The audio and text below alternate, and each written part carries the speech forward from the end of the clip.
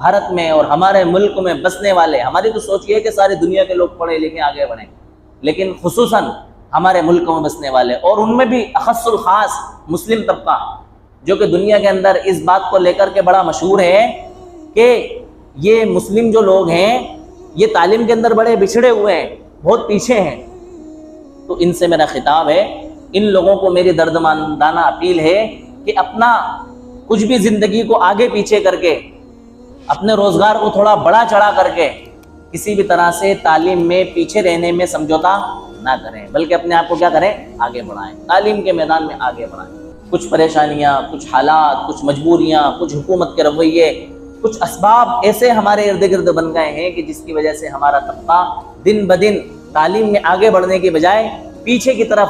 بڑھتا جا رہا ہے اور پیچھے کی طرف ہٹتا جا رہا ہے۔ کوشش یہ کریں کہ ان سارے اسباب اور وسائل کو جن کی وجہ سے ہمارا طبقہ تعلیم میں پیچھے رہ رہا ہے، ان کو ختم کرنے کے کیا اسباب ہو سکتے ہیں، ان اسباب کو مہیا کر کے، ان کو استعمال کر کے ہمارے طبقے کو تعلیم میں آگے بڑھانے کی کیا ہے ضرورت ہے۔ دیہات کے علاقے، یقین مانیں آپ، گاؤں کے بچوں کا ٹیلنٹ اللہ کی قسم اتنا بڑا ہوا کہ شہر کے بچے ان کے مقابلے میں نہیں ہوتے۔ لیکن ابھی جو سب سے پیچھے جو طبقہ تعلیم کے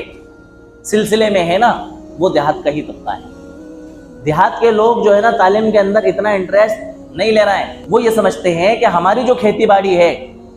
اس کھیتی باڑی سے ہمارے بچے کیا کر لیں گے، گزارا کر لیں گے، کیا ضرورت ہے ہمیں تعلیم دلانے کی، اتنا پیسہ بگاڑنے کی۔ اور ایک غلط فہمی ہمارے معاشرے کے اندر جو ہوئی ہے نا، وہ یہ ہوئی ہے کہ ہم نے تعلیم کو تقسیم کر لیا،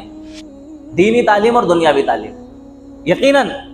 جو تعلیم ہمیں دین کا علم سکھلائے گی، جو ہمیں تہذیب سکھلائے گی، جو ہمیں اسلامی کلچر دے گی، جو ہمیں قرآن اور حدیث سمجھائے گی، جو ہمیں زندگی گزارنے کا ڈھنگ اور سلیقہ سکھلائے گی، وہ تعلیم دینی تعلیم، اس میں کوئی دو رائے نہیں۔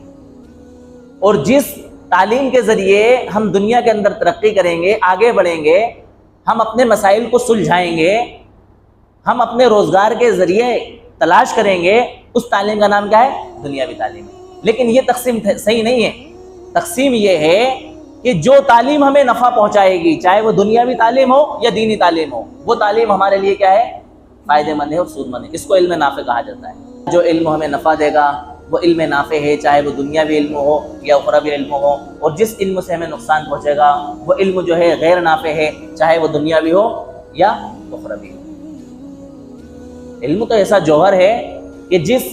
علم کے ذریعے انسان اپنے مستقبل کو روشن کرتا ہے۔ ایک شخص نے بڑی پیاری بات کہی کہ جو انسان تعلیم حاصل کرتا ہے یہ اس کے مستقبل کا پاسپورٹ ہے، جس کی تیاری یہ آج ہی سے کر رہا ہے۔ سر سید احمد رحمۃ اللہ علیہ نے فرمایا کہ جو شخص تعلیم یافتہ نہیں ہوتا ہے نا، انسان کا تعلیم یافتہ نہ ہونا